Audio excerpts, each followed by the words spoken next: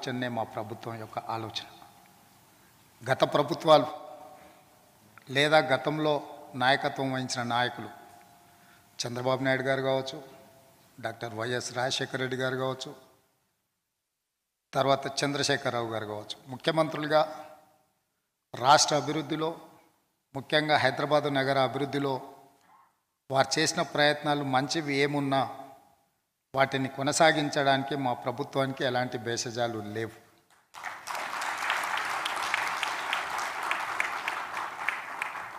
చంద్రబాబు నాయుడు గారు గతంలో నేదురుమల్లి జనార్దన్ రెడ్డి గారు ముఖ్యమంత్రిగా, రాజీవ్ గాంధీ గారు ప్రధానమంత్రిగా ఉన్నప్పుడు మొట్టమొదట ఈ దేశానికి కంప్యూటర్ని పరిచయం చేసి హైదరాబాద్లో మాదాపూర్లో హైటెక్ సిటీకి మొట్టమొదట ఫౌండేషన్ స్టోన్ లే చేయడం జరిగింది 1993.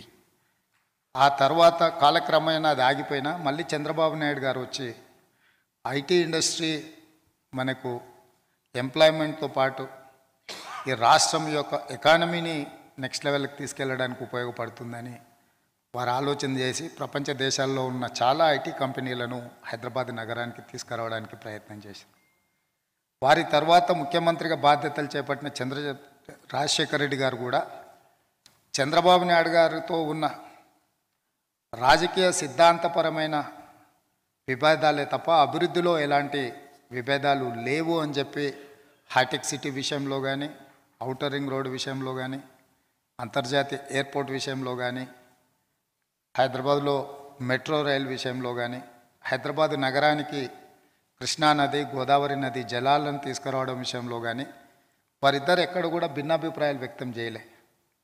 ఆ రోజు ప్రణాళికలు రచించిన వాటిని ఇంకా వేగంగా ముందుకు తీసుకెళ్ళడానికే వారు కృషి చేసిండ్రు.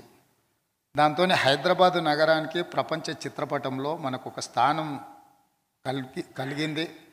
తద్వారా ప్రపంచంలో ఉండే IT industry and pharma industry, ఈరోజు ఫార్మాలో 5 కంపెనీలు వ్యాక్సిన్ ఉత్పత్తి చేసే సంస్థలు భారతదేశంలో ఉంటే 5లో 4 హైదరాబాద్ నగరంలోనే ఉన్నాయి. ఒక్కటి మాత్రమే పూణేలో ఉంది, సిరం.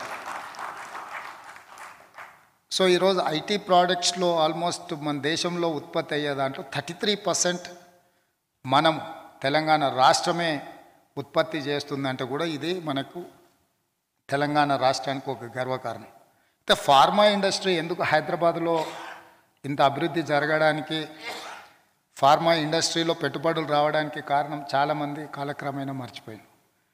1965లోనే శ్రీమతి ఇందిరాగాంధీ గారు ఈ రాష్ట్రానికి హైదరాబాద్ నగరంలో ఐడిపిఎల్ సంస్థని ఇక్కడ కేంద్ర ప్రభుత్వం ఇవ్వడం వల్ల, ఇక్కడ ప్రారంభించడం వల్ల 65లో ప్రారంభించిన ఐడిపిఎల్లో చేసిన చాలామంది సైంటిస్టులు కావచ్చు, ఇతర ఉద్యోగస్తులు ఆ ఎక్స్పీరియన్స్తో బయటకు వచ్చి ఫార్మా ఇండస్ట్రీని స్టార్ట్ చేయడం వల్ల ఈరోజు దేశంలోనే ప్రపంచంతోనే ఫార్మా ఇండస్ట్రీలో మనం పోటీ పడగలిగినాము.